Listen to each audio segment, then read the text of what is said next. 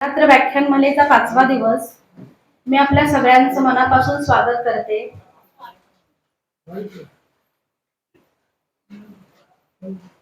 मी आपले पागेवरचे ज्येष्ठ ग्रामस्थ श्री श्रीकांत काका जोशी आणि आजच्या वक्त्या सौ रश्मी जोशी यांना विनंती करते की त्यांनी रुक्मिणी पांडुरंगाला पुष्पहार घालावा.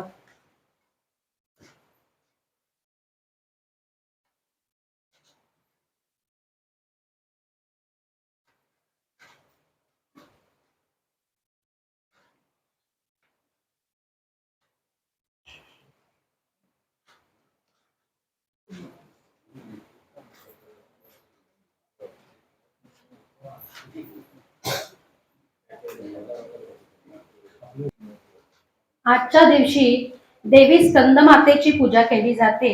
तिचा मी एक श्लोक सादर करते. या देवी सर्वभूतेषु मा स्कंदमाता रूपेण संस्थिता नमस्तस्ये नमस्तस्ये नमस्तस्ये नमो नमः. स्कंद म्हणजे कार्तिकेय. स्कंद म्हणजे कार्तिकेय ची माता म्हणून त्यांना स्कंद माता म्हणतात. त्या कमळावर बसलेल्या असून 4 भुजाधारी आहेत. त्यांच्या एका हातात अभय मुद्रा आहे. जो भक्तांना अभय देतो तर दुसऱ्या हातात स्कंद बसलेले आहेत. इतर 2 हातांमध्ये कमळाची फुले आहेत.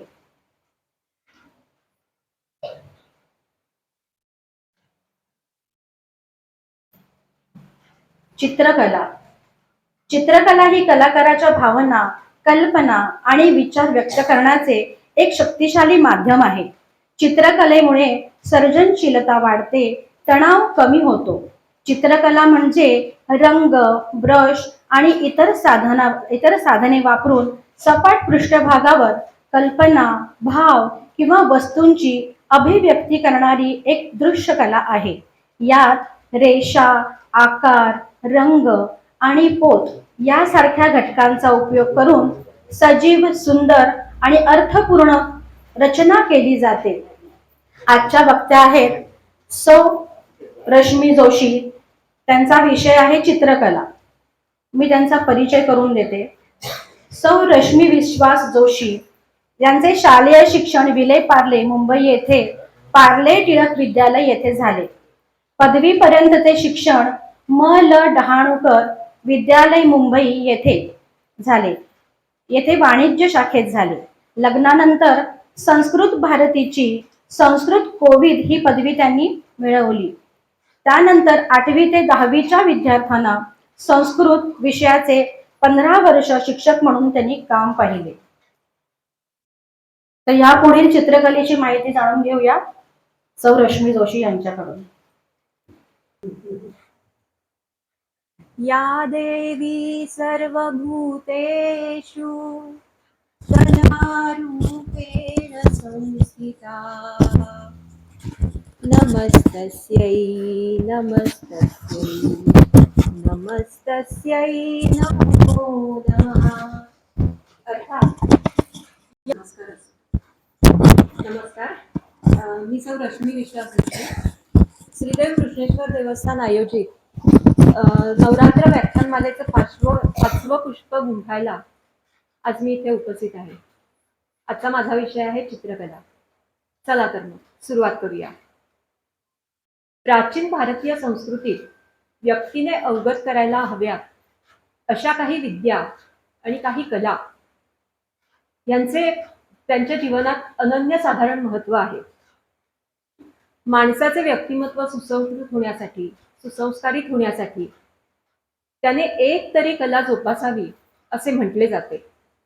का बरं कला जोपासावी? कारण ही कला त्याच्या दुःखात त्याचे दुःख कमी करते, तर त्याच्या सुखात त्याचे सुख द्विगुणित करते. कलेमुळे माणूस आपल्या अंतर्मनातला आनंद किंवा आपले प्रतिबिंब हे प्रकट करत असतो. चित्रकला किंवा कुठलीही कला जोपासल्यामुळे आपल्याला एक प्रकारचा आनंद, मानसिक समाधान मिळतं. विष्णू धर्मोत्तर पुराण ह्या अतिप्राचीन पुराणात चित्रकलेविषयी माहिती आहे. ह्या पुराणाचे 3 खंड आहेत. पहिल्या खंडामध्ये मानवी जीवनाच्या उत्पत्ती संबंधी काही माहिती दिलेली आहे. दुसऱ्या खंडामध्ये मानवी जीवन ज्या आधारांवर चालेल अशा शास्त्रांसंबंधी माहिती दिली आहे. आणि तिसऱ्या खंडामध्ये मानवाने आपले आयुष्य अधिकाधिक सुंदर बनवण्यासाठी कोणत्या कला जोपासाव्यात, मग ती कुठलीही असो, चित्रकला असू दे, संगीत कला असू दे, किंवा त्याला कुठली ज्या कलेत आवड आहे ती कला असू दे, त्या जोपासाव्यात, त्या कशा जोपासाव्यात, त्यांचे नियम काय आहेत याविषयी माहिती दिली आहे. हा जो तिसरा खंड आहे त्याच्यामध्ये 118 अध्याय आहेत आणि त्या अध्यायांमधले 35 ते 43 असे 9 अध्याय फक्त चित्रकले संबंधित आहेत. या प्रत्येक अध्यायांचा एक विषय असा ठरवून त्यामध्ये त्या विषयाची सर्व माहिती सांगितली आहे. म्हणजे कसं, तर पहिल्यांदी त्याच्यात चित्रकलेचे सर्व नियम, तांत्रिक बाबी ज्या आहेत त्या विषद केलेल्या आहेत. दुसऱ्या अध्यायामध्ये पुरुष या व्यक्तीची व्यक्तिरेखा ही जर काढायची असेल तर त्यासाठी कोणते नियम आहेत, ती कशी रेखाटावी ह्याविषयी दिलेले आहेत. त्यानंतर स्त्री हा स्वतंत्र विषय घेतलेला आहे. त्यानंतर मानवी आकृत्यांची आसन स्थिती कशी असावी हे सांगितलेलं आहे. त्यानंतर भिंतींवर रंगकाम करायचे असेल तर ते कसे करावे हे सांगितले आहे.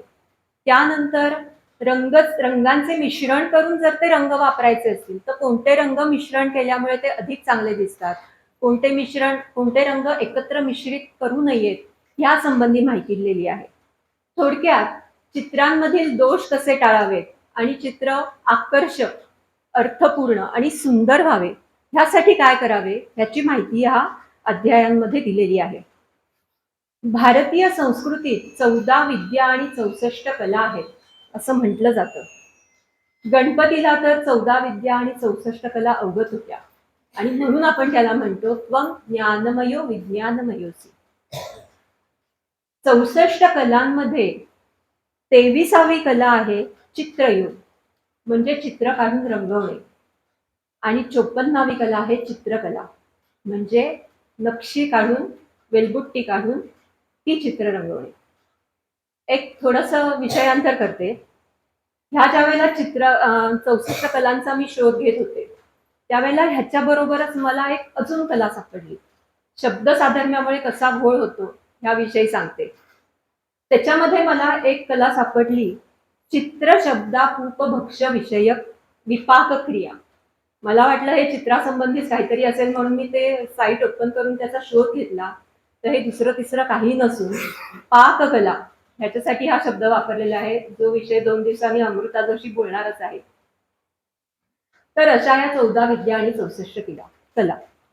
चित्रकलेचे महत्व सांगताना विष्णू धर्म पुराणामध्ये सुभाषितकार म्हणतात, कलानां प्रवरम चित्रम धर्मार्थम मोक्षदम परम मांगल्यम प्रथमैचैव गृहे यत्र प्रतिष्ठिता.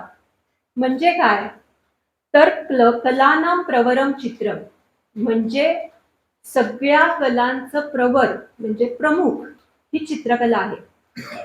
कशी आहे ती, तर ती आहे धर्मार्थ मोक्षदम परम, परम धर्म आणि परम मोक्ष देणारी अशी ही चित्रकला आहे. आणि म्हणूनच काय होतं, मांगल्यम प्रथमम चैव यत्र गृहे यत्र प्रतिष्ठिता. ज्या घरांमध्ये चित्रांची प्रतिष्ठापना होते किंवा चित्र लावली जातात अशा घरांमध्ये कायम मंगलमय आणि शुभसूचक वातावरण असतं.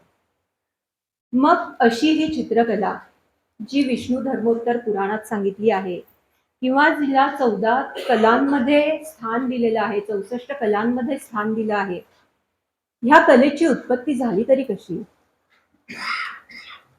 चित्र काढायला कशी सुरुवात झाली किंवा पहिल्यांदी चित्र कोणी काढले असेल ह्याचा शोध घेणं थोडंसं अवघड आहे. कारण चित्रकला ही मानवी संस्कृती इतकीच पुरातन आहे. प्रागैतिहासिक काळ म्हणजे इतिहासाचा तो काळ ज्या काळाच्या नोंदी आपल्याला उपलब्ध नाहीत किंवा मानवी संस्कृती विकसित होण्यापूर्वीचा काळ, ह्या काळापासून चित्र काढण्यास सुरुवात झाली आहे असेल असं जाणकार सांगतात.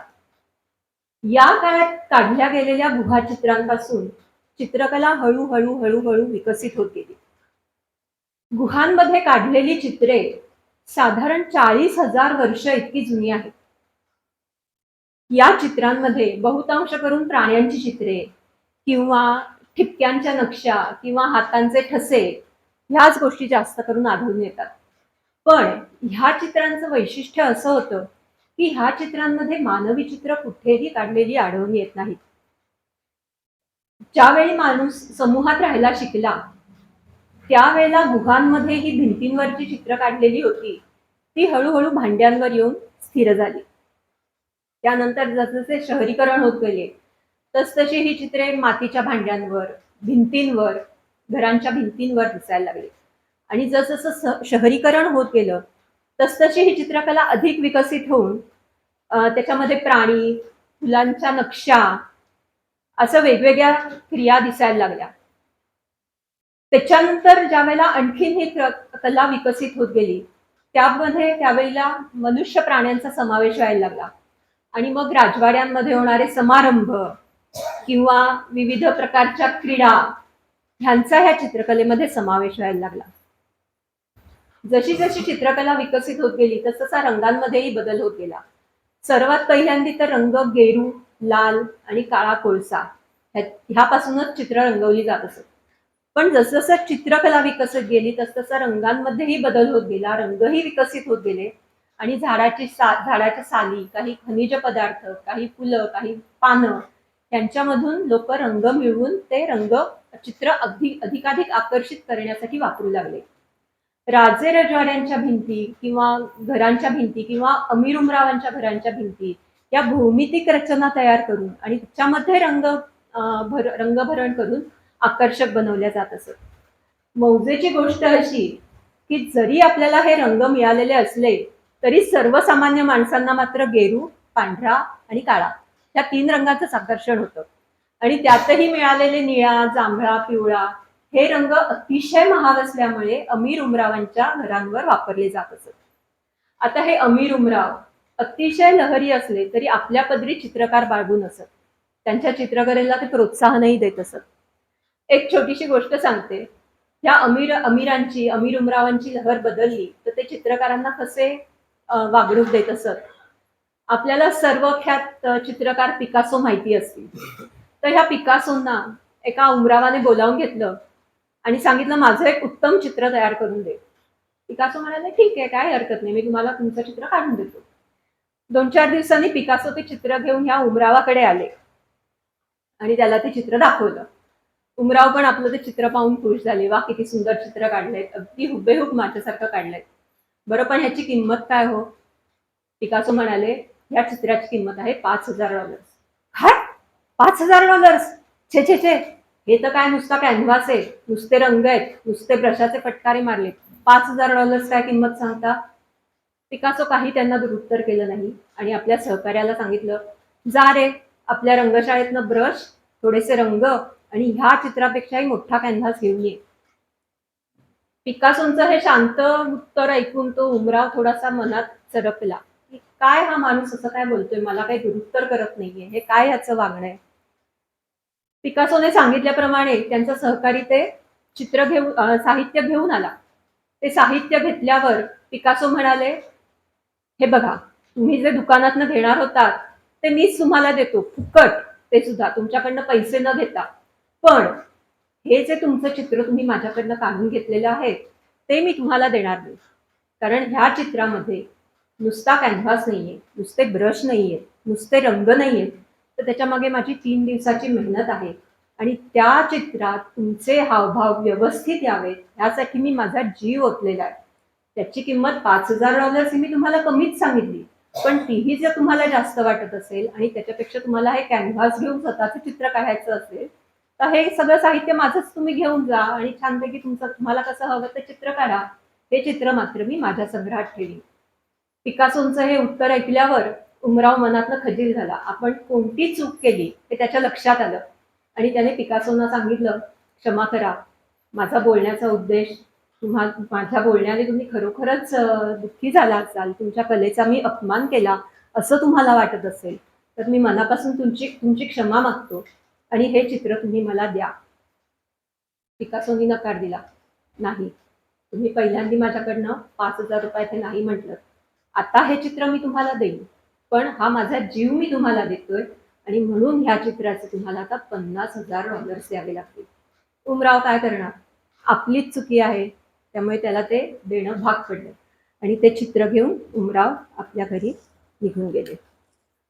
पिकासोंची अशीच एक अजून कथा सांगितली जाते की चित्रकलेला सामान्य माणूस कसा थोडं कमी लेखतो ह्या संबंधी ती चित्रकला आहे. एका प्रदर्शनासाठी पिकासो एका शहरात गेले होते. ते ज्या हॉटेलमध्ये राहिले होते त्या हॉटेलमधली जी वेट्रेस होती ती त्यांना तिथे भेटायला आली होती. तिला समजलं होतं की हे मोठे चित्रकार आहेत, त्यांच्या चित्रांना किमती येतात, त्यामुळे ती त्यांना भेटायला गेली होती आणि म्हणाली त्यांना, एवढे मोठे तुम्ही चित्रकार आहात, मला पण द्या ना एक चित्र काढून माझं. पिकासो म्हणाले, ठीक आहे, तुला 20 मिनिटात मी तुझं चित्र काढून देतो. आणि त्यांनी भरभर तिथे जे काय चित्र त्यांना साहित्य उपलब्ध होतं त्या साहित्यात त्यांनी तिला ते चित्र काढून दिलं. तिला म्हणाले, जा, तुला ह्या चित्राचे भरपूर पैसे मिळतील, एक $5,000-10,000 तर नक्कीच मिळतील. त्या स्त्रीला आश्चर्य वाटलं की अरे, एवढे 20 मिनिटात चित्र काढले आणि एवढे पैसे मिळतील असं म्हणतायत, कमाल आहे. ही स्त्री बाहेर आली आणि बाहेर येऊन सांगायला लागली, बघा कसे मोठे चित्रकार म्हणतात स्वतःला, 20 सेकंदाचं चित्र काढलं आणि म्हणतात एवढे पैसे मिळतील, शक्य तरी आहे का असं? असं म्हणून ती ते चित्र तिथे ठेवून गेली, आपल्या घरी गेली. पण दुसऱ्या दिवशी ती येऊन बघते तर काय, त्याच चित्राचा लिलाव चाललाय आणि त्याच्यामध्ये 5-10 हजार पेक्षा आणखीन पैशांच्या बोली तिथे लागत होत्या. त्या स्त्रीला मोठा अचंबा वाटला की अरे, आपण एवढ्या हलक्यात घेतल्या ह्या चित्रकाराला, पण ह्याच्या 20 सेकंदाच्या ह्याच्यात किती त्याला पैसे मिळाले. ते काय नाही, आपल्याला चित्रकला शिकली पाहिजे, आपण आत्ताच जाऊन त्याच्या पाया पडायचं. म्हणून ती त्या पिकासोंकडे गेली आणि म्हणाली, अहो खरंच तुम्ही सांगितल्याप्रमाणे तुमच्या हे 20 सेकंदाचं जे चित्र होतं त्याला बाहेर केवढी किंमत आहे, मला हे शिकवा नाही ही कला. म्हणजे मी ही तुम्हाला 20 सेकंद लागली, मला 40 सेकंद लागतील, मला 60 सेकंद लागतील, मला 40 मिनिटं लागतील, पण माझ्या जन्माचं कल्याण होईल ना. माझी जर चित्र अशी लिलावात गेली तर मला सुद्धा भरपूर पैसे मिळतील. पिकासो म्हणाले, थांब, एवढी भावनाशी घेऊन धावत जाऊ नकोस पुढे. हे 20 सेकंदाचं चित्र काढण्यासाठी माझी 30 वर्षांची मेहनत आहे. 30 वर्ष मी तपश्चर्या केली आहे आणि आज मला ह्या 20 सेकंदांचे $5,000 $10,000 मिळतात. तुझी एवढी 30 वर्ष तपश्चर्या करायची तयारी आहे का? तुला तुझ्या आयुष्याची 30 वर्ष ह्याच्यामध्ये घालवायची आहेत का? तसं असेल तर सांग, म्हणजे मग मी तुला ही चित्रकला शिकवतो. त्यावर त्या स्त्रीला कळून आलं की जी कला, किंवा म्हणजे त्या स्त्रीलाच कळून यायला पाहिजे असं नाही, आपल्यालाही हे समजायला पाहिजे की एखादी कला किंवा एखादा कलाकार प्रथित यश होतो, त्याच्या मागे त्याची मेहनत असते, त्याला पैसे मिळतात ते नुसतेच असे त्याने 2 तास कार्य केले सादर केलेल्या कलेला नसतात, तर त्या कलेमागे त्याची 25 वर्षाची, 30 वर्षाची, 40 वर्षाची मेहनत, त्या कलेचा केलेला सराव हाही त्याच्यामध्ये समाविष्ट असतो. भारतात चित्रकला इसवी सन पूर्व 3000 पासून आपल्याला पाहायला मिळते. इतर देशांप्रमाणेच चित्रकलेलाही खूप मोठी परंपरा आणि इतिहास भारतात आहे. परंतु भारतातील हवामान पाहता ही गुहाचित्रे किंवा ही जी भित्तिचित्र काढलेली होती ती फार काळ टिकून राहू शकली नाही. प्रागैतिहासिक काळ म्हणजे मगाशी सांगितलं त्याप्रमाणे इतिहासाचा तो काळ, ज्या काळातल्या नोंदी आपल्याला उपलब्ध नाहीयेत, त्या काळात भारतात सध्या मध्य प्रदेशात असलेल्या भीमबेटका येथे प्राचीन गुहाचित्र सापडलेली आहेत. ही प्राचीन गुहाचित्र जवळजवळ 10,000 वर्षापूर्वींची जुनी असावीत असं म्हटलं जातं. भीमबेटकाप्रमाणेच महाराष्ट्रात अजिंठा वेरूळ येथेही गुहाचित्र सापडलेली आहेत. तीही याप्रमाणेच अतिशय पुरातन आणि अतिशय जुनी परंपरा लाभलेली आहे. भारतीय चित्रकला समृद्ध आणि वैविध्यपूर्ण आहे. प्राचीन काळापासून विविध शैली आणि परंपरांचा ह्या चित्रकलेमध्ये समावेश आहे. भारतीय चित्रकलेत लघुचित्रकला, गुहाचित्रे आणि आधुनिक विविध प्रकारच्या शैली यांचा समावेश होतो. मुघल शैली, राजपुताना शैली आणि आत्ताचे आधुनिक प्रकार हे सुद्धा यामध्ये समाविष्ट केले जातात. भारतात भित्तिचित्रांप्रमाणेच कापडांवरील चित्रकामही प्रसिद्ध आहे. चित्रकलेचा इतिहास शोधायचा प्रयत्न केला तर मध्ययुगीन आणि प्राचीन काळाच्या दरम्यान आपल्याला तो शोधता येतो. तर का बरं? कारण ह्या काळामध्ये हस्तलिखितांमधून, पुस्तकांमधून चित्र काढण्याची सुरुवात झालेली होती. युरोपियन लोक भारतात येईपर्यंत ह्या चित्रकलेवर मुघल आणि राजपुताना चित्रशैलीचा प्रभाव होता. युरोपियन भारतात आल्यावर ह्या चित्रकलांनी थोडेसे पाश्चात्य वळण घेतले. तरी सुद्धा राजस्थानमधील राजपुताना ह्या चित्रशैलीत मेवाड, कोटाकलाम, जयपूर, बिकानेर अशा अनेक चित्रशाळा विकसित झाल्या आणि ह्या चित्रशाळांमधून अनेक लघुचित्रे काढली जायला लागली, ज्यामध्ये समावेश होता प्राण्यांमधल्या लढाया, दोन राजांमधल्या लढाया किंवा भगवान श्रीकृष्णांचं जीवन चरित्र, शिकार दृश्ये आणि सर्वात जास्त चित्र राजपुताना शैलीमध्ये रेखाटली गेली ती गेली शास्त्रीय संगीतातील रागमालांवर आधारित असलेली चित्र. म्हणजे काय? रागमालांवर आधारित चित्र, रागमालांवर आधारित आपण गाणी म्हणतो किंवा नाट्यपद असतात त्यामध्ये, पण रागमालांवर आधारित चित्रकला म्हणजे काय? तर भारतीय संगीतात 6 प्रमुख राग आहेत: भैरवी, मालकंस, दीपक, मेघ, श्री आणि मालकंस, हिंदोल असे 6 राग आहेत. तर चित्रकारांनी हे 6 राग म्हणजे 6 पुरुष अशी कल्पना केली. ह्या 6 रागांवर आधारित असलेले उपराग म्हणजे ह्या पुरुषांच्या पत्नी म्हणजेच रागिणी. ह्या 2 रागांवर आधारित असलेले इतर राग म्हणजे हा राग आणि रागिणी यांचे रागपुत्र आणि रागकन्या असं एक कुटुंब गृहीत धरून त्यांच्यावर आधारित अशा चित्रमाला रेखाटल्या. आता ह्या चित्रमालांमध्ये होतं काय? तर प्रत्येक रागाला एक स्वतःचं असं व्यक्तिमत्व आहे. इथे संगीतातले जाणकार असतील त्यांना माहिती असेल, प्रत्येक रागाला स्वतःचं असं व्यक्तिमत्व आहे, स्वतःची अशी मनस्थिती आहे आणि ती मनस्थिती किंवा ते व्यक्तिमत्व ह्या चित्रांमधनं रंगवलं गेलं. तो राग कुठल्या ऋतूत गातात, तो राग दिवसाच्या कुठल्या वेळेत गातात आणि तो राग कुठल्या देवाशी संबंधित आहे हेही त्या चित्रमालांमधून दाखवलं जातं. त्यामुळे राजपुताना चित्रशैलीने ह्या रागमालांवर आधारित चित्र काढण्यावर भर दिला. गुप्त काळातील संस्कृत विद्वान आणि ग्रंथकवी वात्स्यायन याने आपल्या ग्रंथामध्ये चित्रकला हे फार पूर्वीपासून विकसित झालेलं शास्त्र आहे असं नमूद केलेलं आढळते. वात्स्यायन यांनी लिहिल्याप्रमाणे अनेक गोष्टी आपल्याला चित्र काढताना लक्षात घ्याव्या लागतात, ज्या त्या काळापासून आपल्याला माहिती होत्या. गुप्त काळ, वात्स्यायनाचा काळ हा खूप जुना आहे. त्या काळापासून आपल्याला ह्या शैली माहिती, ह्या तांत्रिक बाबी ज्या आहेत त्या माहिती आहेत. त्यांनी काय सांगितलं होतं की चित्र काढताना मानवी आणि दैवी आकृत्या जर आपण काढत असू तर त्या प्रमाणबद्ध असल्या पाहिजेत. चित्रातील अवकाश, खोली ज्याला आपण डेप्थ म्हणतो, ही सुद्धा प्रमाणित अंतरातच काढलेली असावी. मानवी चेहऱ्यांवरचे हावभाव काटेकोरपणे रेखाटलेले असावेत, जेणेकरून जी कथा त्या चित्रातनं सांगितली जाते ती पाहणाऱ्याला सहज समजून द्यावी. त्या चित्राचं एक्सप्लेनेशन द्यावं लागता कामा नये. आकृतींमधील सौंदर्य, सुरेखता आणि हावभाव यांचे जाणीवपूर्वक काटेकोरपणे रेखाटन झाले पाहिजे. चित्रित केलेल्या व्यक्तींचे पोशाख, प्राण्यांची वैशिष्ट्ये ही सुद्धा अचूकतेने रेखाटलेली असावी.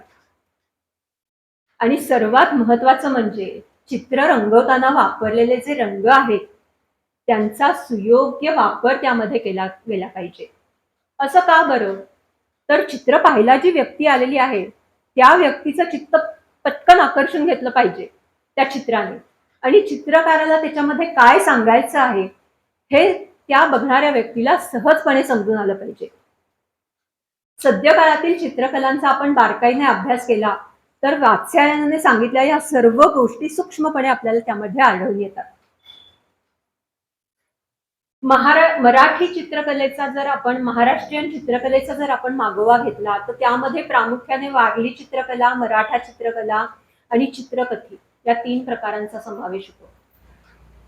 महाराष्ट्रात वास्तव्यास असणारे वारली आदिवासी आपल्या घराच्या भिंती सुशोभित करण्यासाठी जी चित्रमाला काढतात किंवा जी चित्र काढतात त्यांना वारली चित्रकला असं म्हटलं जातं.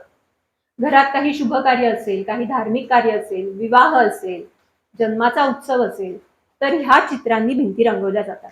काय करतात बरं त्यासाठी ते? घराच्या भिंती पहिल्यांदा मातीने, शेणाने किंवा गेरूने सारवून घेतात आणि उखळात काढलेल्या तांदुळाच्या पिठीत पाणी घालून तो रंग त्या भिंतींवर, त्या रंगाने त्या भिंतींवर आकृती काढतात. या दोनच रंगात असल्यामुळे ह्या आकृती अतिशय आकर्षक दिसतात.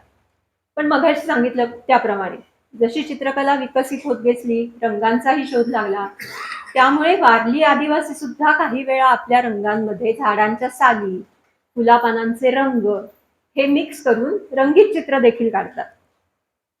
वारली चित्रकलेतील प्रत्येक आकृतीचा अर्थ हा वारली आदिवासींच्या जीवनानुभवातून आलेल्या तत्वज्ञानाशी निगडित आहे.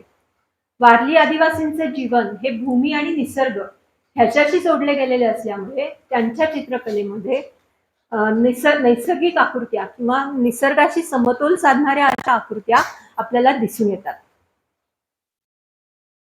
या घरांवर जर ही चित्र आपण रंगवली तर आपले घर भूत, प्रेत, पिशाच यापासून दूर राहते आणि आपल्या घरात धन, धान्य, समृद्धी, संपत्ती भरभरून वाहते असा ह्या समाजाचा समज आहे.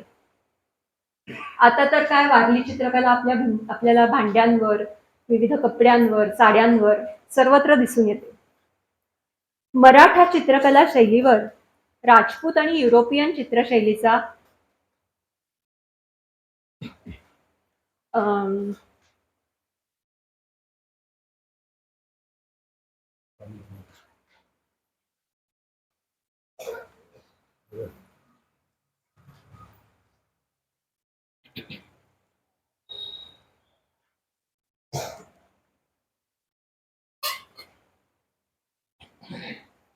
मराठा चित्रशैलीवर आपल्याला पर्शियन आणि युरोपियन चित्रशैलीचा प्रभाव दिसून येतो.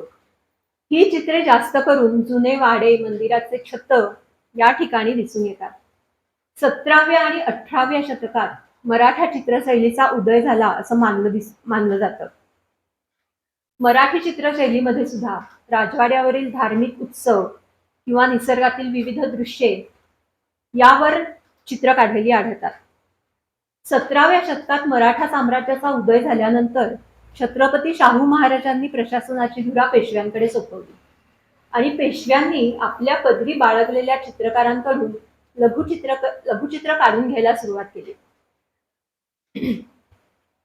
पेशव्यांनीच राजाश्रय दिल्यामुळे मराठा चित्रशैलीला राजाश्रय तर मिळालाच, पण लोकप्रियताही लाभली. सामान्य लोक सुद्धा त्यांच्याकडनं चित्र काढून घ्यायला लागली. मराठा चित्रशैली 2 प्रकारांमध्ये साधारण काढली जाते. पहिली म्हणजे पौराणिक प्रसंग चित्रे, रागमाला, ताल, ऋतुचक्र ह्याच्यावर आधारित चित्रे आणि दुसरा प्रकार म्हणजे हस्तलिखिते, पोथ्या, सणावारांचे वर्णन करणाऱ्या कापडी पट्ट्या किंवा पुस्तकांच्या बांधणीच्या लाकडी पट्ट्या अशा 2 प्रकारांमध्ये मराठा चित्रशैली चितारलेली आपल्याला आढळून येते. चित्रकथी हा देखील वारली चित्रकला आणि मराठा चित्रकला याप्रमाणेच महाराष्ट्रात प्रसिद्ध असलेला अजून एक प्रकार आहे. चित्रकथी हा दृक्श्राव्य या प्रकारातला प्रकार आहे. रामायण किंवा महाभारत यातले महत्वाचे चित्रप्रसंग रेखाटून ते लयदार रेषा आणि भडक रंग ह्याच्यामध्ये रंगवून त्या चित्रांवर चित्रकार कथा सांगतो. सर्वत्र आपल्याला हे असंच चित्र आढळून येतं असं नाही. जर चित्रकाराची कल्पनाशक्ती अधिक विकसित झाली असेल म्हणण्यापेक्षा तो जास्त कल्पना विस्तार जास्त चांगल्या प्रकारे करत असेल तर ह्या चित्रशैलीमध्ये थोडाफार फरक झालेला आपल्याला दिसून येतो. 18व्या शतकात ब्रिटिश ज्यावेळेला ईस्ट इंडिया कंपनीच्या बहाण्याने भारतात आले त्यावेळेला त्यांनी अनेक मातब्बरांची व्यक्तिचित्र काढून ती त्यांना भेट म्हणून दिली आणि राजवाड्यांमध्ये प्रवेश केला. सर्वांनी शिवाजी महाराजांचा राज्याभिषेकाचं चित्र पाहिलेलंच असेल.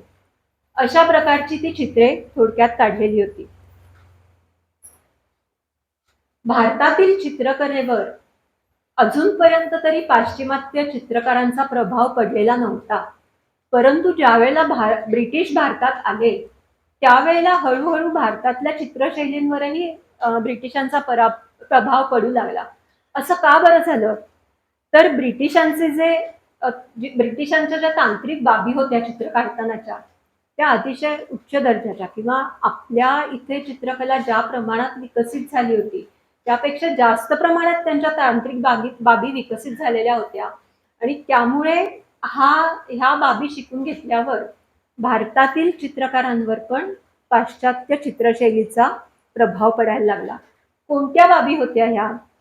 तर छायाप्रकाश भेद, ज्याला आपण शॅडो लाईट इफेक्ट म्हणतो, तो त्रिमितीय, म्हणजे ज्याला आपण 3 डायमेन्शनल म्हणतो. 3 डायमेन्शनल चित्र आता सर्रास काढली जातात, तर ही त्या काळी विकसित झालेली तंत्र होतं. रंगलेपन, एखाद्या चित्रात रंग कसे भरायचे, दर्जेदार रंग साहित्याचा तंत्रशुद्ध वापर, आहेत रंग म्हणून वापर कसे तरी असं नाही, त्यांचा तंत्रशुद्ध वापर, कुठल्या रंगाशी कुठला रंग जोडतोय, कुठल्या रंगात नंतर कुठला रंग द्यायचा नाही, ह्याचा वापर, प्राचीन वास्तूंचे हुबेहूब चित्रण आणि व्यक्तिचित्रणासाठी मानवी मॉडेल्सचा वापर, ह्या सर्व गोष्टी ब्रिटिशांकडून शिकल्यामुळे महाराष्ट्रातही चित्रकला, महाराष्ट्रीयन चित्रकार किंवा भारतातील चित्रकारही चित्रकार कलेत पारंगत ठरले आणि उत्तरोत्तर महाराष्ट्रातील चित्रकला विकसित होत गेली. तर हा होता थोडक्यात चित्रकलेचा इतिहास. ऐतिहासिक काळापासून चालत आलेला हा प्रवास गुहांमधील भित्तिचित्रातून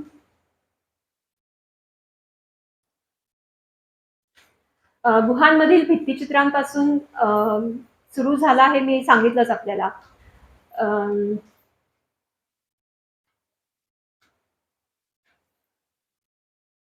आणि मग हळूहळू तो पुढे विकसित होत गेला. असं म्हटलं जातं की एखाद्या घरासमोर काढलेल्या रांगोळीवरनं त्या घरातील संस्कृती आणि संस्कार हे दिसून येतात. त्याचप्रमाणे एखादी कलाकृती, एखादी विशिष्ट कलाकृती त्या विशिष्ट प्रदेशाची सांस्कृतिक परंपरा काय आहे हे ह्याचे प्रतिनिधित्व करत असते. महाराष्ट्राला 2000 वर्षापासूनची चित्रकला परंपरा आहे. भारतीय चित्रकला परंपरा ही अतिशय जुनी आहे. ही परंपरा चालवणारे, ही परंपरा पुढे नेणारे अनेक ख्यातनाम कलाकार आपल्याला माहिती आहेत. राजा रवी वर्मा, विकास गायतोंडे, बाबूराव पेंटर, अतुल दुदई किंवा मुरलीधर आचरेकर किंवा आधुनिक महिला चित्रकार स्त्रिया जसं की अनघा नाफेडकर किंवा मानसी सागर किंवा अमृता पाटील किंवा अंबिका धुरंधर, अमृता शेरगिल, अशा अनेक महिला चित्रकारही भारतात होऊन गेल्या. आज आपण माहिती घेणार आहोत ती अमृता शेरगिल ह्या प्रख्यात चित्रकर्तीची. आपण सगळ्यांनी हिचं नाव ऐकलंच असेल. तर अमृता शेरगिल ह्या भारतीय वंशाच्या महिला चित्रकार होत्या. अमृता यांचे वडील उमराव शेरगिल हे संस्कृत आणि फारसी भाषेचं त्यांचं प्रभुत्व होतं. ह्या भाषेचे विद्वानच होते म्हणा ते. सरकारी कार्यालयामध्ये उच्च पदावर अधिकारी म्हणून ते कार्यरत होते. तर अमृता यांच्या आई ह्या हंगेरीमधील सुप्रसिद्ध ऑपेरा गायिका होत्या. तर अशा या विद्वान आणि कलाकार दाम्पत्याच्या पोटी अमृता यांचा जन्म 30 जानेवारी 1913 रोजी झाला. बालवयापासून अमृता यांना कला, संगीत आणि अभिनय यांची आवड होती. वयाच्या 8व्या वर्षीच अमृता यांनी पियानो आणि व्हायोलिन हे वाजवण्यात निपुणता प्राप्त केली होती. पण त्याच वेळी त्यांना चित्रकलेतही रुची निर्माण झाली आणि त्यांना चित्रकलेचे प्राथमिक धडे त्यांच्या मामाने दिले. अमृता यांचा चित्रकलेवर बसलेला, लहान वयातच बसलेला हात बघता अमृताच्या मामांनी त्यांना पॅरिसला पुढचं शिक्षण घेण्यासाठी अमृताला पॅरिसला पुढचं चित्रकलेचं शिक्षण घेण्यासाठी पाठवा अशी अमृताच्या आई वडिलांना गळ घातली. आणि त्यानंतर काही वर्ष अमृता पॅरिसमध्ये जाऊन चित्रकलेचं त्यांनी शिक्षण घेतलं. पॅरिस येथे चित्रकलेचं शिक्षण घेतल्यानंतर अमृता हट्टाने भारतात परतल्या. मला माझं करिअर भारतातच करायचं आहे, हे त्यांनी तिथे ठासून सांगितलं. त्यांच्या एका पुस्तकात अमृता म्हणतात त्याप्रमाणे, अमृता काय म्हणतात, मला लहानपणापासूनच इतकी विलक्षणरित्या खात्री होती की मला चित्रकारच व्हायचंय आणि त्यामुळे मला इतर कलांमध्ये जरी आवड असली तरी मी चित्रकलेशिवाय दुसऱ्या कुठल्या कलेचा विचारच केला नाही. भारतामध्ये परत आल्यावर अमृता यांच्या चित्रकलेवर पाश्चात्य शैलीचा पगडा होता. पण भारतातील स्वच्छ सूर्यप्रकाश, कष्टकरी ग्रामीण जीवन, सहनशील ग्रामीण महिला, ह्या सर्वांकडे त्यांनी चित्रकाराच्या वेगळ्या दृष्टिकोनातून पाहिले आणि ह्या सर्व गोष्टी आपल्या चित्रकलेत समाविष्ट करून आपली स्वतःची स्वतंत्र अशी चित्रशैली निर्माण केली. अमृता यांनी तैल रंगात अनेक चित्रे रंगवली. त्यांनी रंगवलेल्या यंग गर्ल्स ह्या 1934 साली रंगवलेल्या ह्या चित्राला पॅरिसचा सर्वोच्च सन्मान असोसिएट्स ऑफ ग्रँड सॅलॉन हा सन्मान त्यांना तिथे मिळाला. हा सर्वोच्च बहुमान मिळवणाऱ्या अमृता ह्या आशियाई खंडातल्या सर्वात लहान आणि सर्वात पहिल्या महिला होत्या. ह्यानंतर दुसरा विक्रम त्यांच्या नावावर झाला तो म्हणजे त्यांनी काढलेलं चित्र द स्टोरी टेलर. ह्या चित्राचा ज्यावेळेला लिलाव केला गेला त्यावेळेला ह्या चित्राला 61 कोटी रुपये इतकी सर्वोच्च किंमत आली. जागतिक जे लिलाव झाले त्या सर्व लिलावांमध्ये अजूनही बरोबरी कोणतीही चित्रकृती करू शकलेली नाही. अमृता यांच्या चित्राचे वैशिष्ट्य म्हणजे साध्या रेषा आणि आकर्षक रंग. प्रत्येक गोष्टीचे बारकाईने निरीक्षण करायचे आणि प्रत्येक गोष्ट अनुभवून जाणून घेऊन ती चित्रात उतरवायची ही अमृता यांची जिद्द होती आणि म्हणूनच त्यांची चित्रे वास्तववादी वाटत असत. अमृता यांनी 146 आपल्या कारकिर्दीत 146 चित्रे रंगवली. शक्यतो नैसर्गिक प्रकाशात चित्र रंगवावे अशी त्यांची मनोधारणा होती. कृत्रिम प्रकाशात शक्यतो अमृता चित्र रंगवत नसत. एकदा चित्र रंगवून झाले की बोर्डवरून ते चित्र काढून पाहायचे. जर आपल्या मनासारखे ते चित्र जमले असेल तर ठीक आहे, नाहीतर अमृता ते चित्र सरळ काढून टाकत असे. आपल्या चित्रकलेत अचूकता येण्यासाठी अमृतांनी बाळगलेला हा दृष्टिकोन निश्चितच दुर्लभ आहे. नाहीतर कुठलाही चित्रकार पूर्ण चित्र तयार झालेलं आहे आणि केवळ ते आपल्या माझ्या मनासारखं झालं नाहीये म्हणून काढून टाकत असेल असं अशक्य आहे.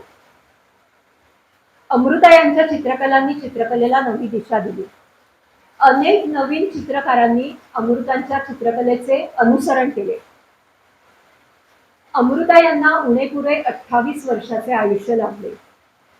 परंतु या 28 वर्षाच्या आयुष्यात स्वतःला पटणाऱ्या विचारांबरोबरच त्या जगल्या आणि त्यामुळे त्यांचे जे धाडसी विचार होते किंवा निरीक्षण करण्याची प्रवृत्ती होती त्यामुळे त्यांनी कायम समाज नियमांना आव्हान दिले. अमृता यांनी आपल्या चित्रशैलीत आधुनिकता आणि वास्तववाद यांना भर दिला.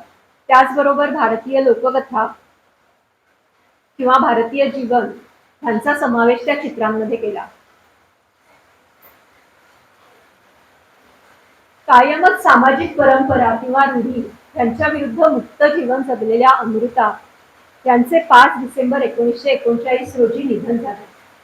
त्यांच्या कारकिर्दीत त्यांना कुठलाही भारतीय पुरस्कार मिळाला नाही, परंतु त्यांच्या निधनानंतर त्यांच्या चित्रांचा भारतीय सरकारने संरक्षित राष्ट्रीय खजिना म्हणून जतन केले. संरक्षित राष्ट्रीय खजिना म्हणजे काय, तर अमृता यांची चित्र कोणीही सरकारी परवानगीशिवाय कशीही किंवा कुठेही वापरू शकत नाही. भारतीय सरकारने अमृता यांच्या चित्रांचा मरणोत्तर केलेला हा बहुमानच आहे. अमृता यांची चित्रशैली विकसित होण्याआधी किंवा अमृता यांची कारकीर्द सुरू होण्यापूर्वी महाराष्ट्रातील चित्रजगत एका मनस्वी चित्रकाराच्या रंगामध्ये रंगून गेलं होतं. असं म्हटलं जातं की ह्या चित्रकाराने काढलेल्या चित्रांमुळे हिंदू देवदेवतांना स्वतःचा असा चेहरा मिळाला. आपण शिवरात्रीच्या वेळेला सभामंडप सजवत असतो त्यावेळेला ह्या चित्रकाराची बहुसंख्य तस्विरी आपल्याला तिथे लावलेल्या दिसतात. मला वाटतं तुमच्या लक्षात आलं असेल मी कोणत्या चित्रकाराविषयी बोलते. तर मी बोलते आहे राजा रवी वर्मा यांच्याविषयी. राजा रवी वर्मा यांनी हिंदू महाकाव्य आणि पुराणातील कथांवर चित्रे काढली, जी चित्रे अजूनही त्यांचे अस्तित्व टिकवून आहेत. राजा रवी वर्मा यांचा जन्म 29 एप्रिल 1948 रोजी त्रावणकोर येथील राजघराण्यात झाला. त्यांचे वडील हे त्रावणकोर मधील एक विद्वान पुरुष होते, तर राजा रवी वर्मा यांच्या मातोश्री त्या उत्तम कवयित्री होत्या. राजा रवी वर्मा यांचे काका उत्तम चित्रकार होते.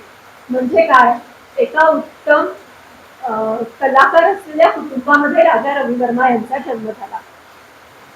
राजा रवी वर्मांनी चित्रकलेचे प्राथमिक धडे त्यांच्या चित्रकार असलेल्या काकांकडून रंगवले.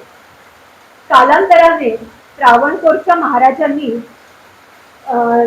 राजा रवी वर्मा यांना चित्रकलेसाठी प्रोत्साहन दिले आणि रवी वर्मा हे त्रावणकोरच्या राजवाड्याचे राजचित्रकार झाले. राजवाड्यात असलेली इटालियन चित्र रवी वर्मा हुबेहूब चितारत असत. पण ह्यावरच अवलंबून न राहता आपल्या चित्रांमध्ये विविधता यावी, वेगवेगळे विषय यावेत, यासाठी रवी वर्मा यांनी भारतभर भ्रमण केलं आणि आपल्या चित्रांची छाती पूर्ण भारतात पसरवली. राजा रवी वर्मा यांनी काढलेल्या व्यक्ती अतिशय सुंदर आणि प्रमाणबद्ध असत.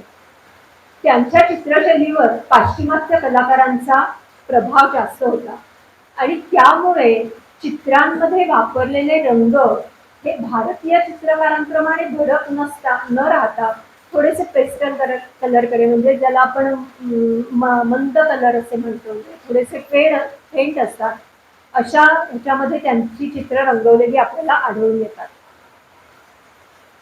असं म्हटलं जातं की रवी वर्मा यांच्या चित्रांनी पौराणिक कथांना किंवा धार्मिक कथांना दृश्यमान बनवले. लोक कल्पना करायला लागली की सीता असेल तर ती कशी असेल, राम असेल तर तो कसा असेल, कृष्ण गोपींबरोबर क्रीडा करत असेल तर तो कसा करत असेल, ही कल्पना करायला राजा रवी वर्माच्या चित्रांनी लोकांना भाग पडले. राजा रवी वर्मांबद्दल एक गोष्ट सांगितली जाते. त्यांना एक सरस्वती देवीचे चित्र काढायचे होते. त्यासाठी त्यांनी एका तरुणीला मॉडेल म्हणून निवडले. हे चित्र पूर्ण होईपर्यंत ती तरुणी तासनतास तिथे एकाग्र बसली होती. वास्तविक पाहता एखाद्या सर्वसामान्य स्त्रीला तासनतास एका ठिकाणी बसून राहणे हे केवळ अशक्य आहे. पण ज्या वेळेला रवी वर्मांनी त्या स्त्रीला तयार केलं हे चित्र काढण्यासाठी, त्यावेळेला त्यांनी तिच्याशी संवाद साधला आणि तो संवाद साधत असताना त्यांनी तिच्यामध्ये असा आत्मविश्वास भरला की ज्यामुळे त्या आत्मविश्वासाचं तेज तिच्या चेहऱ्यावर पसरले. आणि राजा रवी वर्मांना सरस्वतीच्या चेहऱ्यावरचे भाव दाखवायचे होते, त्या स्त्रीच्या चेहऱ्यावर उमटले आणि एक अप्रतिम असं सरस्वतीचं चित्र तिथे निर्माण झालं. ब्रिटिश सरकारने राजा रवी वर्मांचा केसरी-हिंद ही पदवी देऊन सन्मान केला. या चित्रकाराने भारतीय इतिहास रंगीत बनवला आणि पौराणिक कथांमधील व्यक्तींना आणि देवदेवतांना चेहरा दिला. राजा रवी वर्मा यांचे 1906 साली निधन झाले, परंतु त्यांची चित्र किंवा त्यांनी निर्माण केलेल्या तस्वीरी त्यामधून अजूनही राजा रवी वर्मांची चित्रशैली आपल्यामध्ये उपलब्ध आहे. भारतीय चित्रकलेमध्ये अजून एक नाव अत्यंत आदराने घेतले जाते, ते म्हणजे डी प्रभा. अमृता शेरगिल यांच्या चित्रकारीने प्रभावित झालेल्या डी प्रभा यांच्या चित्रांचाही विषय अमृता यांच्याप्रमाणे स्त्रियांची दुःख किंवा स्त्रियांनी केलेले कष्ट हाच आहे. लँडस्केप, दुष्काळ, भूकंप यासारखी सामाजिक चित्रे प्रभा यांनी काढलेली असली तरी त्यांचा चित्रांचा मूळ गाभा किंवा त्यांच्या चित्रांचा मूळ पाया हा स्त्रियांची दुःखे किंवा ग्रामीण स्त्रियांचं कष्टमयी जीवन हाच होता. त्यांनी रंगवलेली अतिशय सुंदर अशी ग्रामीण स्त्रियांची चित्रे त्यांना प्रसिद्धी देऊन दिली. त्यांच्या कारकिर्दीची सुरुवात झाली त्यावेळेला भारतात स्त्री चित्रकारांचे प्रमाण अतिशय नगण्य होते. प्रभा यांचा जन्म नागपूर येथील एका छोट्याशा खेड्यात झाला. जन्मापासून प्रभा यांना संगीत आणि चित्रकला यामध्ये रुची होती. पण मोठं झाल्यावर आपल्या भावाने दिलेल्या सल्ला प्रमाण मानून त्यांनी संगीत कला थोडी बाजूला ठेवली आणि चित्रकलेला पुढे करिअर म्हणून निवडायचं ठरवलं. आणि त्यासाठी त्यांनी पहिलं शिक्षण नागपूर स्कूल ऑफ आर्ट मधून घेतलं. तिथे शिक्षण झाल्यानंतर त्या मुंबईला आल्या आणि सर जे स्कूल ऑफ आर्ट मधून त्यांनी चित्रकला आणि भित्ती चित्रकला ह्या विषयांमध्ये पदविका प्राप्त केली. प्रभा यांची प्रेरणा असलेल्या अमृता शेरगिल यांच्याप्रमाणेच प्रसिद्ध चित्रकार बनायचे होते आणि त्याप्रमाणे त्यांची वाटचाल सुरू होती. काही चित्रे काढून झाल्यावर त्यांनी ज्यावेळेला पहिलं प्रदर्शन भरवलं त्यांच्या चित्रांचं, त्याच प्रदर्शनांमध्ये डॉक्टर होमी भाभा यांनी त्यांची 3 चित्र त्याच पहिल्याच प्रदर्शनात विकत घेतली आपल्या कला दालनामध्ये लावण्यासाठी. आणि ह्याच्यानंतर त्यांचं जे दुसरं प्रदर्शन भरलं त्या दुसऱ्या प्रदर्शनातील सर्व चित्रसंग्रह एअर इंडियाने आपल्या कला दालनामध्ये लावण्यासाठी विकत घेतला. प्रभा यांच्या चित्रांमध्ये जास्त करून कष्टकरी कोळी महिलांचा समावेश होता. त्यांच्या चित्रातील व्यक्तिरेखांचे पोशाख, साड्या त्यांचे इतके हुबेहूब चित्रण असे की ते निर्जीव चित्रात पटकन सजीव होऊन आपल्याशी बोलायला लागेल की काय इतक्या अचूकतेने ते रेखाटलेले असे. बी प्रभा म्हणतात त्याप्रमाणे त्या म्हणतात, माझ्या चित्रांचा मूळ उद्देश स्त्रियांचं दुःख, त्यांचं कष्ट हे लोकांपर्यंत पोहोचवणं हाच माझा चित्रांचा उद्देश आहे. आपल्या कारकिर्दीत बी प्रभा यांनी अनेक नवोदित कलाकारांना प्रोत्साहन दिले. त्यासाठी त्यांनी त्यांच्या वेगवेगळ्या कार्यशाळा घेतल्या, त्यांना चित्र प्रदर्शन भरवण्यासाठी प्रोत्साहन दिलं. अशा अनेक प्रकारे त्यांनी तरुणांना प्रोत्साहन दिलं. बी प्रभा यांनी आपल्या चित्राची 50हून जास्त प्रदर्शनं बनवली. त्यांचे पती हे देखील प्रथितयश चित्रकार होते. दोघांनी मिळून आपल्या चित्रांची अनेक प्रदर्शने भरवली. परंतु 1956 साली त्यांच्या कलाकृतींचं शेवटचं प्रदर्शन झालं आणि त्यानंतर प्रभा यांनी स्मृती चित्रे नावाचे स्वतःच्या चित्रांचं प्रदर्शन बनवलं आणि आपल्या पतीच्या स्मृतींसाठी ते प्रदर्शन समर्पित केलं. आपली मेंटॉर असलेली अमृता शेरगिल यांच्यासारखे प्रसिद्ध होण्याचे स्वप्न जे बी प्रभा यांनी बघितले होते ते कालांतराने पूर्ण झाले. अमृता यांच्याप्रमाणेच प्रभा सुद्धा स्त्री संघर्षाची चित्रे काढत असे आणि त्यातच त्यांनी भरपूर प्रसिद्धी मिळवली. कष्टकरी महिलांची चित्रे हीच प्रभा यांच्या चित्रांची ओळख होती. प्रभा यांच्याविषयी एक मजेशीर गोष्ट सांगितली जाते. जर प्रभा यांची चित्र आपण बघितली तर त्या चित्रातल्या व्यक्तींच्या माना लांब असतो, थोड्याशा उंच असतो. प्रभा यांना विचारलं असता त्यांनी मोठं गमतीशीर उत्तर दिलं. त्या म्हणाल्या, मला स्वतःला लांब मान असलेली माणसं खूप आवडतात, पण माझी मान आहे आखली, माझी मान कशी लांब होणार, म्हणून माझी ही इच्छा मी अशी चित्र काढून पूर्ण करते. म्हणून माझ्या चित्रातल्या सगळ्यांच्या माना मी लांब असलेल्या दाखवते. आपण सर्वजण चित्र बघतो, पण त्या चित्रांमधलं सगळंच काही आपल्याला समजतं असं नाही. त्या चित्रातनं काय अर्थ प्रतिबिंबित होतोय, त्या चित्राची रंगसंगती काय आहे, हे सर्वच आपल्याला समजत नाही. आपण कशाकडे लक्ष देतो तर ह्या चित्रातले रंग डोळ्यांना सुखावणारे आहेत ना, व्यक्तींच्या चेहऱ्यावरचे हावभाव आपल्याला समजतायत ना, व्यक्तिचित्र असेल तर ती व्यक्ती आपल्या ओळखीची आहे का, ह्या गोष्टींना आपण महत्त्व देतो. पण अशी एक चित्रकला आहे, एक प्रकार चित्रकलेचा आहे की ज्याची आपण कायम दखल घेत आलेलो आहोत. अगदी रोजच्या वर्तमानपत्रात सुद्धा आपण ह्या चित्रकलेची वाट बघत असतो. तर ही चित्रकला म्हणजे व्यंगचित्रकला किंवा हास्य चित्रकला. अगदी चित्रकलेच्या भाषेत सांगायचं झालं तर अर्कचित्र किंवा कॅरिकॅचर त्याला म्हटलं जातं. व्यक्तीच्या व्यक्तिमत्वातील एखादा अवयव विडंबन पद्धतीने काढून विनोद निर्माण करणे हे ह्या अर्कचित्राचं वैशिष्ट्य आहे. काही वेळेला नाक मोठे दाखवलं जातं, काही वेळेला केसांची स्टाईल वेगळी दाखवली जाते, काही वेळेला घातलेला चष्मा हायलाइट करून दाखवला जातो. तर अशी ही व्यंगचित्रकला साधारण कधीपासून सुरू झाली असेल तर इटालियन चित्रकार, तुम्हाला सर्वांना नाव कदाचित माहिती असेल, लिओनार्दो दा विंची, आणि त्याचा समकालीन चित्रकार जर्मन चित्रकार आल्फ्रेड ड्युरेर, ह्या दोघांनी प्रमाणबद्ध चित्रकला बाजूला ठेवून विडंबन केलेले मोठे चेहरे, विडंबन केलेल्या मोठ्या चित्रांची चित्र अशी काढायला सुरुवात केली. आणि सर्वजण असं मानतात की ही पहिली अर्कचित्र असावी.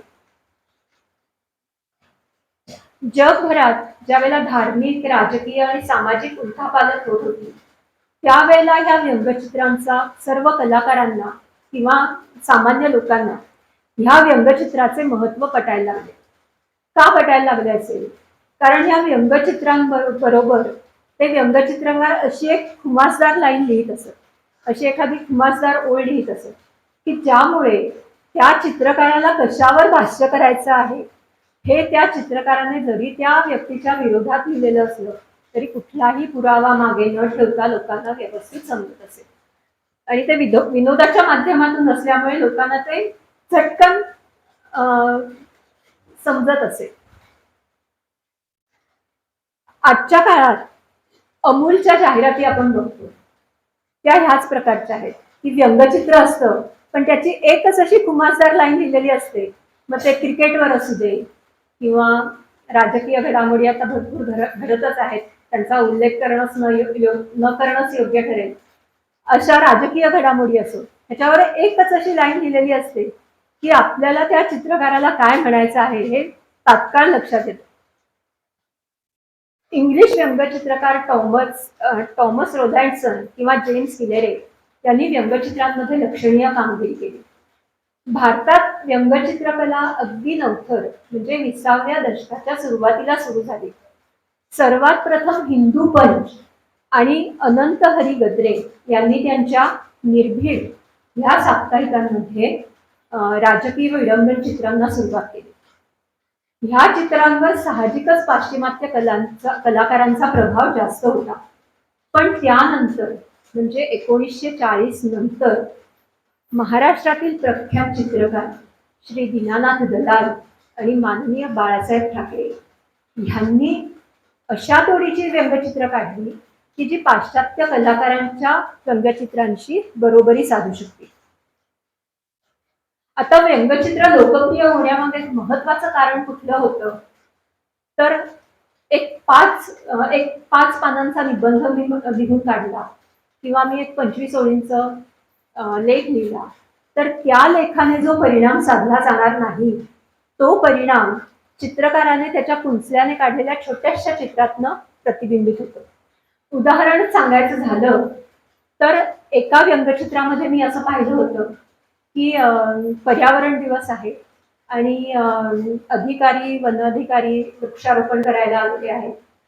पण त्या वन अधिकाऱ्यांना त्यांचा शिपाई सांगतोय इकडे तिकडे लावू नका झाडं, तो जो खड्डा खणलेला आहे दरवर्षीचा त्यातच ते त्या झाडाचं रोप लावायचंय कारण तिकडनं फोटोचा अँगल चांगला येतो. म्हणजे तुम्ही वृक्षारोपण करताय हे सगळ्यांना कळेल. पर्यावरण दिनाचा इतका उपहास यापूर्वी कुठेच बघितलेला नव्हता. शब्दा वाचून संवाद साधायचं काम व्यंगचित्रकार करतात. काही व्यंगचित्रकार म्हटले की त्यांची लेकरं आपल्या डोळ्यासमोर येतात. म्हणजे काय तर आर.के. लक्ष्मण म्हटलं की कॉमन मॅन, श्याम जोशी म्हटले की श्यामभटाची तट्टाणी, चारुहास पंडित म्हटले की चिंटू, ही मानस लेकरं आपल्या सगळ्यांना माहितीची आहेत. हास्यचित्र आणि व्यंगचित्र ही सख्खी भावंड म्हटली तरी चालते. पण दोघांमधला फरक असा की व्यंगचित्र समाजात घडणाऱ्या घटनांवर भाष्य करते, तर हास्यचित्र आपल्याला मिश्किल हास्य देऊन जाते. व्यंगचित्रातून गंभीर संदेश दिला जातो, तर हास्यचित्र हे निखळ मनोरंजन करते. व्यंगचित्राचा उद्देश हसवता हसवता विचार करायला प्रवृत्त करणे हा असतो, तर हास्यचित्राचा उद्देश केवळ हसवणे, आनंद देणे हा असतो. व्यंगचित्र घडलेल्या घटनांवर मार्मिक टीका करून आपल्याला विचार करायला प्रवृत्त करतात, तर हास्यचित्र आपल्या चेहऱ्यावर हास्याची लकीर आणतात. हास्यचित्राने आलेले हसू तात्कालिक असते, तर व्यंगचित्राने जरी हसू आले तरी माणूस अंतर्मुख होऊन विचार करायला प्रवृत्त होतो. हास्यचित्र आणि व्यंगचित्र यांच्यामधली फरकाची रेषा अतिशय सरळ आहे. आपण सांगू शकत नाही सूक्ष्म व्यंगचित्र कोणतं आणि हास्यचित्र कोणतं, कारण व्यंगचित्र हे हास्यचित्राचे सुधारित गंभीर रूप आहे. महाराष्ट्रातही अनेक व्यंगचित्रकार होऊन गेले. मगाशी मी म्हटलं तसं माननीय बाळासाहेब ठाकरे, दीनानाथ दलाल, मंगेश तेंडुलकर, वसंत सरवटे, आर के लक्ष्मण, श्याम जोशी, आत्ताच वयाची 100 गाठलेले शीद फडणीस आणि आपल्या सर्वांचा लाडका चिंटू, त्याचा करता करविता चारुहास पंडित, ही काही मोजकीच नावे आपण घेतली आहेत. पण अशा अनेक हास्य चित्रकारांनी आपल्याला हसता हसता हसवले आहे आणि व्यंगचित्रकारांनी हसता हसता अंतर्मुख पण केलेलं आहे. चित्रकला आपल्याला जीवनाकडे किंवा निसर्गाकडे पाहण्याची सौंदर्य दृष्टी तर देतेच, पण त्याचबरोबर ह्या व्यंगचित्र आणि ह्या हास्यचित्रांच्या माध्यमातून आपल्या जीवनात हास्याची आणि आनंदाची लकेर निर्माण करते. आणि बरं का, ह्या व्यंगचित्रकारांना कोणत्या विषयाचं बंधन नसतं की फक्त राजकीय घडामोडींवरच आम्ही विनोद करू किंवा सामाजिक घडामोडींवरच आम्ही विनोद करू, असं काही यांचं नसतं. ह्यांना विनोद करायला, व्यंगचित्र काढायला कुठलीही घटना बुडते, कुठलाही विषय चालतो. उदाहरण घ्यायचं झालं तर हल्ली वजन कमी करण्यासाठी ग्रीन टी किंवा हर्बल टी प्यायला सांगतात. व्यंगचित्रकार काय सांगतो, हो बरोबर आहे, ग्रीन टी प्यायला ना तर वजन नक्की कमी होतं, पण कधी जर त्या ग्रीन टीची पानं काढायला तुम्ही स्वतः पर्वतवर चढून गेलात तरच तुम्हाला वजन कमी होईल.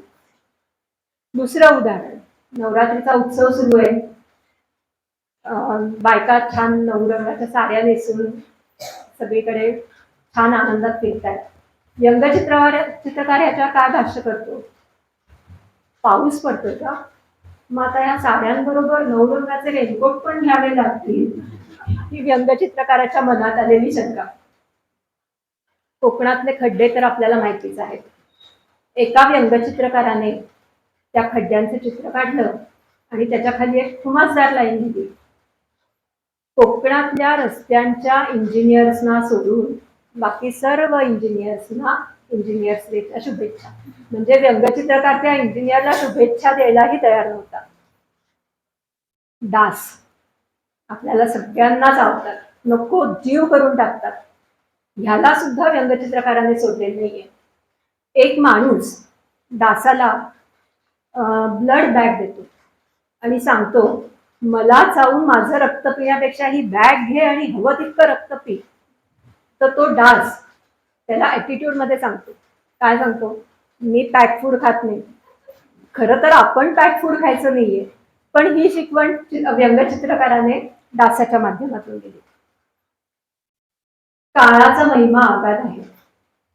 आजची तरुण मुलं निराशेच्या किंवा ह्याच्या दुर्बल मनाची इतकी असतात की परीक्षेत कमी मार्क मिळाले किंवा मनासारखे मार्क मिळाले नाहीत, नापास झाले, तर पटकन टोकाचे पाऊल उचलण्याचा विचार करतात. हा फरक दाखवताना व्यंगचित्रकार म्हणतो, आत्ताची मुलं कमी मार्क मिळाले तर जीव द्यायच्या गोष्टी करतात. आमच्या वेळी आमचे शिक्षकच म्हणायचे, अरे तुमचे मार्क पाहून मलाच जीव द्यावा असा वाटतं. तर अशी ही व्यंगचित्रकारांची मजा. आपल्याला सर्वांनाच मोबाईलचा वेड आहे, ते किती प्रमाणात आहे हेही व्यंगचित्रकारांनी सोडले नाही. व्यंगचित्रकारांनी एक चित्र काढले. जंगलचे महाराज, सिंह महाराज मोबाईल घेऊन आरामात स्क्रोल करत बसले आणि पाठीमागे सिंहीणबाई कमरेवर हात ठेवून उभ्या आहेत. मोठी गर्जना करतायत. काय मेलं त्या सारखं मोबाईलमध्ये डोकं घालून बसलात. पाठीमागनं 4 घरानं पळत गेली, दिसली का तुम्हाला? तर असा हा मोबाईलचा अतिरेक तोही व्यंगचित्रकारांनी आपल्या विषयातून सोडला नाही.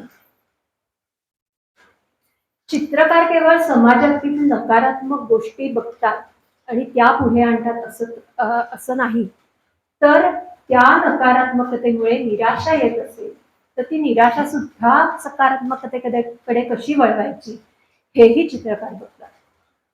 एक छोटीशी गोष्ट सांगते.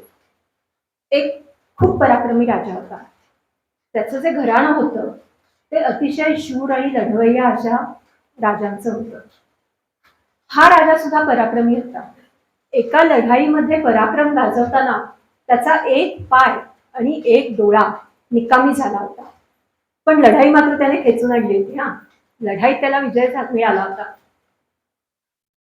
एक दिवस आपल्या राजवाड्यातनं फेरफटका मारत असताना त्या राजाला आपल्या पराक्रमी पूर्वजांच्या तसबिरी भिंतीवर लावलेल्या दिसल्या आणि त्याच्या मनात आलं, अरे आपलं पण चित्र इथे पाहिजे, म्हणजे आपल्या पुढच्या पिढीला मी सुद्धा एक पराक्रमी राजा होतो हे समजून येईल. त्याप्रमाणे दुसऱ्या दिवशी दरबार भरल्यावर त्या राजाने घोषणा केली की जो कोणी चित्रकार माझे हुबेहूब चित्रण करून देईल त्याला मोठं इनाम मिळेल. राजाचं हुबेहूब चित्रण करायचं म्हणजे राजा एका डोळ्याने आंधळा, एका पायाने पांगळा हे दाखवणं क्रमप्राप्त होतं. त्यामुळे कुठलाच चित्रकार चित्र काढायला पुढे येईना. 2 दिवस झाले, 4 दिवस झाले, 10 दिवस झाले, पण राजाचे चित्र काढायला कोणताही चित्रकार पुढे येईना. राजा हळूहळू निराश होऊ लागला. त्याच्या मनाची धारणा व्हायला लागली की नाहीच आपलं चित्र जमणार. पण एके दिवशी एक चित्रकार आला आणि त्याने महाराजांना सांगितलं, महाराज थोडे दिवस थांबा, मी तुम्हाला तुमचं हुबेहूब चित्र काढून आणून देतो. राजाला खरं तर आश्चर्य वाटलं, पण त्याने त्याला परवानगी दिली आणि काही दिवस गेल्यानंतर ज्यावेळेला राजदरबार भरला होता, सगळी मंडळी जमलेली होती, त्यावेळेला तो चित्रकार ते चित्र घेऊन आला. राजाबरोबरच सगळे दरबारी सुद्धा उत्कंठित होऊन ते चित्र काय असेल असं आपापसात चर्चा करत होते. आणि ज्या वेळेला त्या चित्रकाराने त्या चित्रावरचा पडदा दूर केला त्यावेळेला राजासहित सर्व दरबारी अचंबित झाले. अरे असंही होऊ शकतं, अरे किती सुंदर चित्रकल्पना आहे. काय होतं त्या चित्रामध्ये? तर त्या चित्रामध्ये त्या चित्रकाराने राजा लढाईला गेलेला आहे आणि धनुष्य बाणाचा नेम मारून तो आपल्या शत्रूला मारत आहे असं दाखवलं होतं. धनुष्य बाणाचा नेम धरल्यामुळे त्याचा एक डोळा आपोआप बंद होता आणि घोड्यावर बसल्यामुळे त्याचा दुसरा पाय दिसतच नव्हता. त्यामुळे राजाचीही मनोकामना पूर्ण झाली आणि चित्रकारालाही आपले कौशल्य दाखवण्याची संधी मिळाली. तर हा आजचा विषय मला जसा समजला, मला जसा उमजला तसा तुमच्यासमोर मांडायचा प्रयत्न केला. सांगण्यासारखे, वाचण्यासारखे खूप काही आहे. जितकं खोलात जावं तितकं ज्ञानाचं भांडार आणखीनच पुढे येत राहतं. पण जाता जाता एक उल्लेख मला अजून करावा असा वाटतो, तो आहना मंसूर ह्या मुलीचा.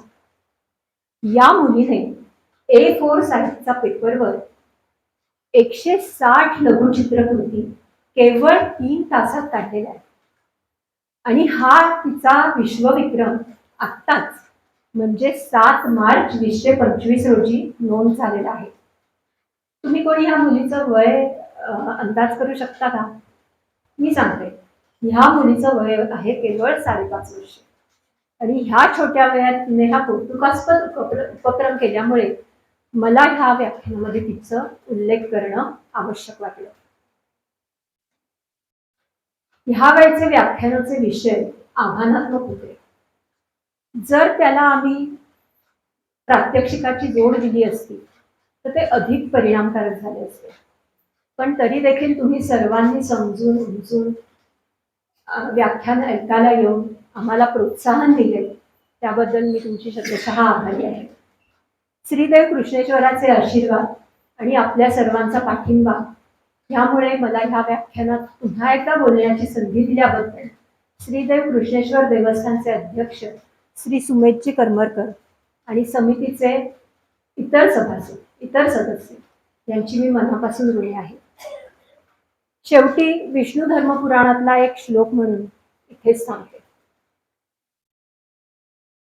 यथा सुमेरू प्रवरो नाम यथांडजानां गरुड प्रधान यथा नराणां प्रवणं क्षितीशः तथा कलानामिह चित्रकला. ज्याप्रमाणे सुमेरू पर्वत हा सर्व पर्वतांमध्ये श्रेष्ठ आहे, ज्याप्रमाणे पक्ष्यांमध्ये गरुड हा सर्वश्रेष्ठ आहे, ज्याप्रमाणे सर्व मानवांमध्ये राजा श्रेष्ठ असतो, त्याचप्रमाणे सर्व कलांमध्ये चित्रकला ही सर्वश्रेष्ठ असते. धन्यवाद. यांना श्रीफळ देऊन त्यांचा सत्कार करावा.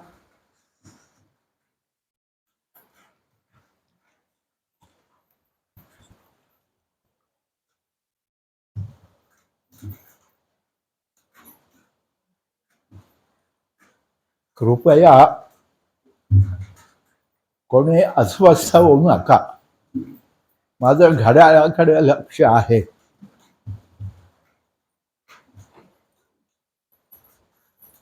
आज सकाळीच माझ्याकडे देवस्थानचे एक अधिकारी आले, पदाधिकारी, आणि त्यांनी मला सांगितलं की आजच्या व्याख्यानानंतर तुम्ही मनोगत व्यक्त करायचं आहे. मी त्यांना पहिला प्रश्न विचारला की किती वेळ, कारण मला ह्याचा अनुभव एकदा विचित्र आलेला. एका ठिकाणी मला बोलावलं होतं बोलायला. मी त्यांना हाच प्रश्न विचारला की किती वेळ बोलायचं.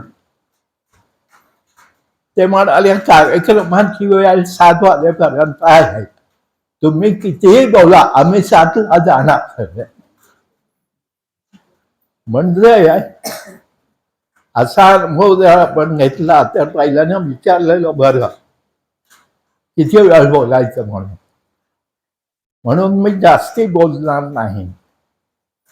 कारण आमच्या एका कलिगने ऑफिसमधल्या एक मला छान सांगितलं, म्हणाला की बात करना ऐसी कोई ना बोले झूठ, बात करना ऐसे कोई ना बोले झूठ.